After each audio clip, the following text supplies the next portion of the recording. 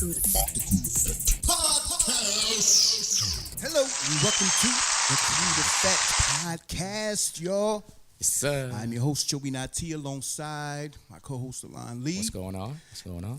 Today, we're going to touch on Donald Trump, some more border control talk. He's gotten more intense over the last week or so, fired one of his employees, and we're going to touch on the after effects of the Nipsey Hussle thing. Where should we go from here? But first, you can find me, Shobi Nati, on Facebook at Shobi Nati, Twitter at CNati, Instagram, CNati3130. And you can find me on Facebook at Al Lee, Instagram A Lee for Life, and Twitter A Lee21 1996. Okay, Donald Trump. Donald. Your guy. He's just gotten more intense on this border control situation. Yeah.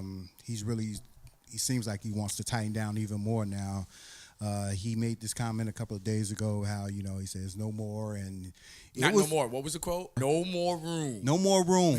Sorry. We're closed. No, I mean.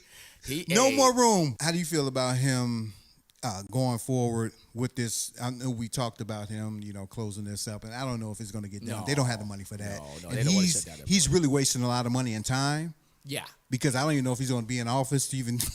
No, I mean, there's a certain percentage that are saying he's going to get reelected because... He has a chance. He does have a chance. The thing with him is, and the one that was fired was Christian Nielsen. That was his Homeland Secretary of Security Secretary.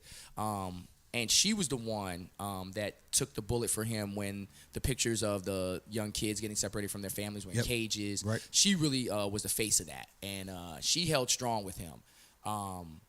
I hope she got a lot of money from him or from this from being in here, because I don't know if she can go down the line outside of writing a book or whatever. A lot of people in his administration, I just don't know where they go outside of Fox News to make a living. It's an outlet.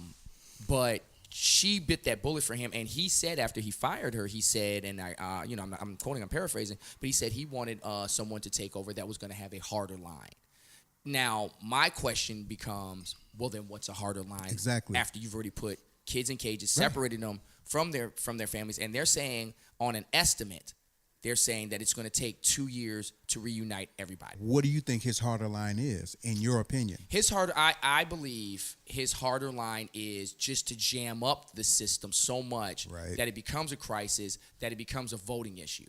And then that's how he believes he's going to get reelected. I believe this is an election tactic. Definitely. He's a massive distraction. He knows how to pull up, things that'll make the media kind of pay attention to certain things. He did it at the midterms when he was like, oh, the caravans are coming. The caravans are coming. When he did it at the midterms, he did it. And we had pictures on Fox, and everybody bit into it. Now it bit him in the butt, and he cost him a lot of congressional seats. But he's going right back to the same playbook. My thing is that, what kind of solutions? Because everybody keeps talking about immigration this, immigration that, but there's no solution. Right. And I sat there and I really thought about it. And on whose part? On Democrats and Republicans. Both of them have benefited from... Well, we know Republicans really don't want a solution. And neither do Democrats. So basically you're talking about Democrats. Right, because what is the solution that you can oppose to him? This is the solution on my level. And obviously you have to go through certain things with Mexico, but Mexico's in debt to us. And we supply them with certain, financial aid and all this other stuff. My thing is that if you really want to solve this and you really want to come to grips with, because mind you now, we don't have this issue with our Canadian border. We don't have this with our ports, on New York and California. We don't have these issues. So the issue is you're saying it's the southern border. So my thing is this, you go into an agreement with Mexico where you take like your Tijuanas, you take your neighboring areas that are right there on the border. You take your neighboring townships, how many amount of miles. You give them 15, 20 miles a township, maybe, whatever. And you take those neighboring towns going across that border, and you make that like border town where now you're allowing your immigrants and yours that are trying to come in to just stay there. You have your Mexicans that actually live there. They can set up shop, stores. You boost that economy in that area. The U.S. government takes taxes from it because obviously we're helping you to set this up. You still owe us in debt, so we'll take a portion of it. We're going to help you set up. We're going to put some McDonald's there, Burger Kings. You know, you guys get some low-income housing and all that. We'll have the immigrants and all that sit there while we decide with the immigration judges and all that if they can come in or not. If they can't, then we'll just ship them on their way. I don't know if that's going to cost too much money. But my point is, I don't even think they want to go that far. But see, that's a solution. But throw some stuff out there. I'm not saying that's one. But throw some stuff up because now. So you're speaking of Democrats? Yes. Okay. Because the Republicans are not going to raise something like this. They don't. Right. And Republicans. We know what their main goal is. Republicans don't. Well, no, they want the cheap labor, but they just wanted to go undocumented. Exactly. But they know if they do that, they're going to keep coming. So, but once again, that's the trade-off. And what you're doing, but then if you have the trade-off is that you're saying we're only going to let a certain amount in per year. Now you have it under control. Doesn't mean that they can all come. They can all hang out there in that little area for a year or two or whatever. Well, he said that. He spoke about it. He said that they're in place to put a plan in place where only so many can come over a year. Well, and that's the immigration system that always was. Right now, what we've done is we've just left it alone where after Reagan basically amnestied everybody at that point. Pretty much. We never fixed it. Right. We just were like, okay, we never at that point were like, that was where we were supposed to, Democrats and Republicans, because Reagan was a Republican, but he was a Democrat first, i.e. Donald Trump. See the irony, is that he, at that point, when he got that amnesty across, he at that point could have negotiated with Congress, everybody across the board, how many are we letting in per year? Well, and that's what it should have been. Well, at the time, they really didn't care. Because they were coming over, running their businesses for them, working for them, cheap labor, and they were taking all that off the top. Yep. Now it's a flux of them. Yeah, population with Hispanics or Mexicans coming over the border is huge in this country. Yeah. They're Latins and also don't forget where this all started now from this. They didn't all start from that. It also started from Muslims. Yeah, but it also started from Muslims in Europe and all that, and that fear of that brown skin and the others coming in. So this is like a worldwide thing. I think it's more the population of Hispanics coming over in droves, well, here, but I'm talking about worldwide. It was just a panic. Right. It was a panic. Like wherever there's destabilization, they're going to come either run into Europe, run into America, whatever. And it was just a panic, and they played on that. Trump and them played on it. The guy over there, I can't remember who got him into Brexit over in Europe. He played on it. That's how they played on it. That's how they've been playing on it. Fear, and now the thought is, we're not talking about a foreign policy where we're trying to uplift, democracies. It's a foreign policy of, okay, we're just trying to deal with whoever, whether it's a dictator or not. And don't get me wrong, this country's always dealt with dictators, right. But there was a certain point where we were trying to quote unquote at least put some democracies in place. That communist mental is dying off.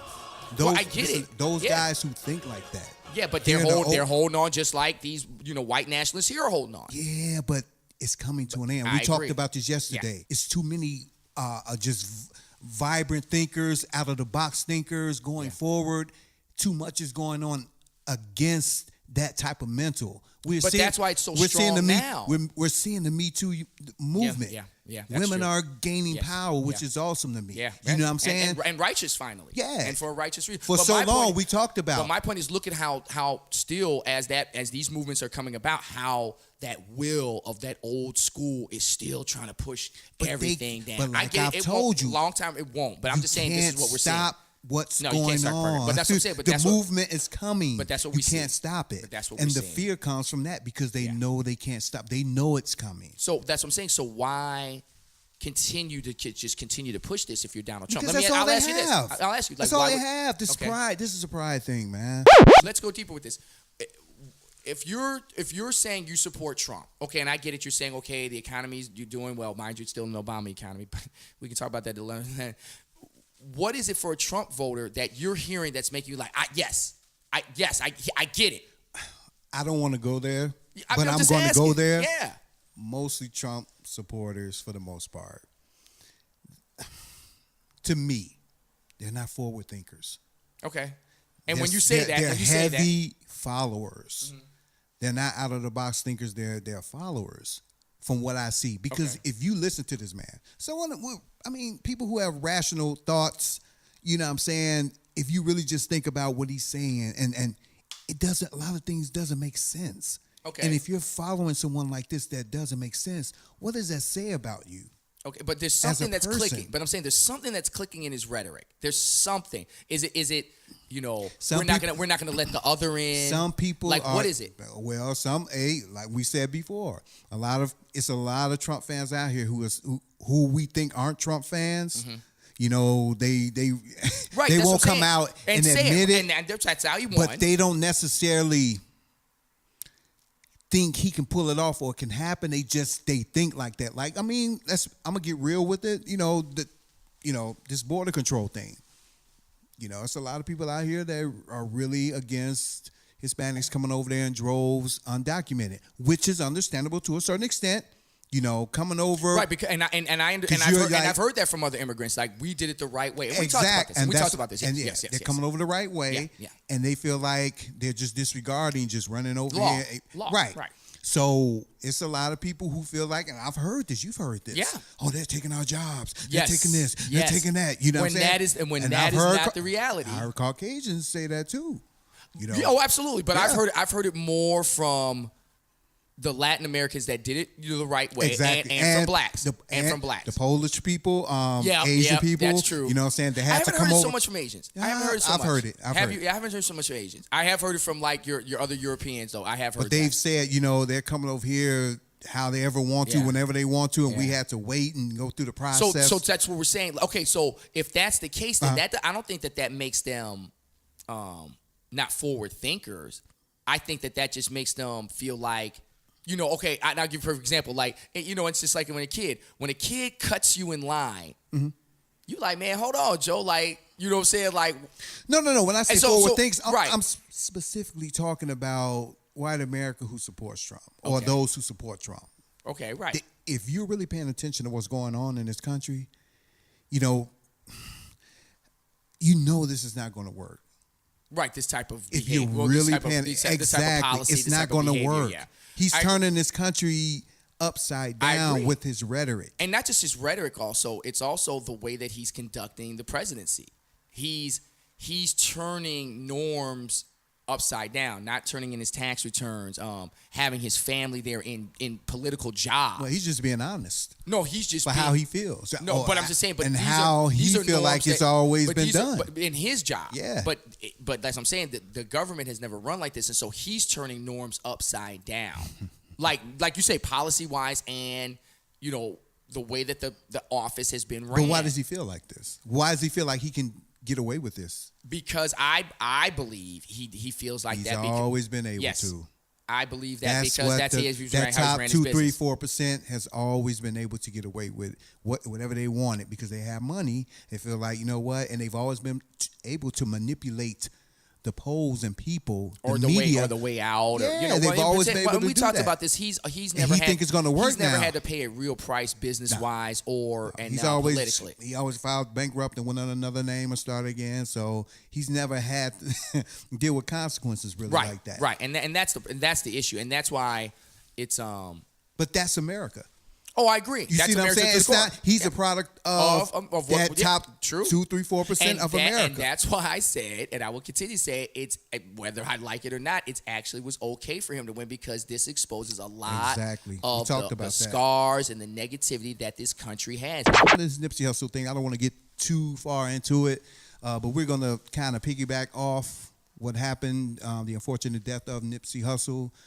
We just want to go into the reaction side. Yeah, the reaction side of it. You know, Nipsey was planning to meet with the LA police officers, rival gangs, trying to get them to come together. Snoop talked about it on the little video the other day, how that meeting was going to take place. And we just want to go into that a little bit and see like where we go from here. Right. As far as that, is this really going to continue on this course of peace between these gang members and you know, in these urban neighborhoods. Yeah. When I see tragedies like this, I hope that nationally it becomes a bigger event and that we all try and get these, because we in the black community, we have a very big issue with police, and that's just obvious. And the reason why, you know, we wanted to discuss it was the initial reaction was after this young man died was it was a lot of positivity coming out, you know, because they were focusing in on how he was helping his community, how he was helping things move forward. And then that negativity happened where, like, I think at a vigil, you know, somebody pulled out a gun and everybody had to scatter, and then the conspiracy theories had to come out, and then the positivity just went away. Right. And so that was one of the reasons why, you know, we wanted to discuss, like, where do we go from here? Do we always fall back into our typical black behavior, black American behavior of crab in the barrel, pull one another down? Oh, well, he must have been a gangbanger. He, you know, must have been getting back in. Or do we just take it and say, let's go in a positive direction? And for me, I hope that, you know, with him, you know, like I think what's his name, Nick Cannon said he was going to come out with a Dr. Yeah, he's Sebi, going to continue that video dream. or documentary. Right. You know, and I hope someone picks up the mantle to, you know, continue to link these, you know, these gang members to the police and build some kind of trust. Because Jim Brown, he's not a young man anymore. He did it once. He's had his time. It's time for someone to take on that voice. And same thing here. We have a lot going on here in this city, and this is a new mayor. She claims to be open to trying to change things. This is a time for all of us. We're going to head strong some of this stuff too, because we're from this city. Yeah. So we'll be reaching out, trying to connect with certain entities to help our city, you know, and I hope we can inspire some of these guys in New York and even LA to continue what they're doing, even down south in Atlanta, all those places. Yeah, you know what I'm saying? And there's organizations that are here to help. COPA, there are ones where if you have an issue with one of these officers, you go to them. And these are the type of organizations that are trying to keep them accountable. Can we trust the police officers? You know what I'm saying? That they'll have our best interests at hand. You can't. Absolutely and that's the issue. You and I think that has to be built. That has to be built. No, you can't trust them off the top. No. And that's what I said. You heard the phrase I had, that we have to build that bridge. No, you cannot, because we've seen it on video. We've seen how many times. That was one of the things that I heard with the Kim Fox thing was, you know, what did she say? She said, yeah, the police have a lot more other things to be focused on than this, you know, like, you know, them being accountable for themselves. Like, she came at them a little bit. And, I mean, God willing, she better be careful. But, I mean, I heard what she said, and it was real, because we've talked about this. There can never be accountability. Okay, we always talk about how we as our people in these streets have got to be accountable for our behavior, and we should be policing ourselves on some level, parenting and all that. Why is that not the same for the police? You see, it can't be one-sided. Right. And so when we are saying, and we've always said it, and if you've heard our previous podcasts and all that, and now you can see us, if you've heard us, we've always said a lot of the violence in these streets, we have to start at home. It starts with us. And my man starts this all the time. He preaches this. Even to sometimes where it hurts me to hear it, but he preaches it. And it's true. It starts at home with us, starts with our families. If you see some young kid on the corner, hey, man, you might not want to do that. Not yelling at them, because, you know, they get a little too aggressive right now. You can't take them like old school. Hey, man, you might not, hey, young lady, oh, whatever. Okay, hey, I just tried to warn you. You're going doing your thing. And then but they can never say they didn't hear. But we've got to start taking hold of our own. Police, same thing. If you see a cop pulling out his gun or hitting somebody, you know that's not how it's supposed to be. You know that's not policing. They don't want to be married to the solutions. That's why that bridge can never be built. That's the problem. And that's why that bridge can never be built. That's the issue. That's why that bridge can never be built. They don't want and I've said to connect and I've said that, this dude. too many times. You know why? Because they don't want to feel human but I've when also it comes said, towards us. I'm going to say this too, though. It also is that too many of them are not our people policing ourselves. And I get it. But I'm tired. So what do we say about the brothers? They're just too little of them. They're just floating around. How do you every day go to work hearing about this? Or these not cops, just hearing it, seeing it. Or seeing these racist cops killing us off. Those little kids are you. And you just go about your day with these guys like, you know, what? You know what I'm saying? How do you do that? I hope that they're trying to find solutions. I hope in their small way, because they're still a small fraction. My issue is this, and I've said this before. And have our black brothers who are police officers also written off our youth like that? Like, you know, on some level, because I know some, and yeah, I've heard a couple of them speak on that level. Like, not so much that they've written them off, but it's. In certain areas, in certain areas, they're just like, yeah, well, they had it coming, or, you know, that mentality. Who talks like that? Just telling you, that's that mentality. And what I'm saying is, you have to your police force. No, I've said this before. Your police force should represent your community. Atlanta is a predominantly black police force because the community is predominantly black. This police force, I'm sorry, should not be predominantly O'Leary's, O'Malley's. It should be predominantly black and Latin. I'm sorry. The suburban areas, and you police your own. I got you. That's a great point. And that's just fact. That's a good point. That's just fact. And I stated it a long time ago, and I'll say it again. When all of these Irish and Italian, because they don't understand. No. When all these Irish and Italian police officers got in, they got in because of the immigration movement back in the day in the 40s and 50s, and they were combating the mob. Yep. The mob's not here now. It's street gangs. Yep. So the O'Malleys and all that, they can understand street gangs to a certain extent, but that mob street gang ain't really out here. That's more undercover now. You have to have someone who understands that street, and that's people from the community. Your blacks and your browns. But see, that's why I said they really don't want solutions, brother. No, but that's on us because we're not screaming from the top of our mouths, no, this is what it has to be. We're just like, oh, okay, well, you can come in and bring O'Malley and all that. No. That's not okay. I agree. That's not, you got to go to your, and not to say that, trust me, because just getting some black and brown officers ain't going to be right. Then it's about training. But at least they'll be on some level. Of accountability. And not accountability, but of empathy. Because they grew up black and brown. There'll be some, they can relate. O'Malley and all that can't relate to us. So our brothers who are in the police officers field or, department, are they afraid of losing their job possibly? Job, pension, life. Because mind you, now you're going against the shield. You're not just going against another officer. You're going against the shield. You're going against the shield. You're going against the union. Yeah, absolutely. That will conclude our show for this week. I would like to thank you all for listening. Once again, you can find me, Shobi on Facebook at Shobi Twitter at C9T, Instagram, C9T3130. And you can find me on Facebook at Al Lee, Instagram A Lee for Life, and Twitter A Lee 21 1996. Hit us up. Next week, peace.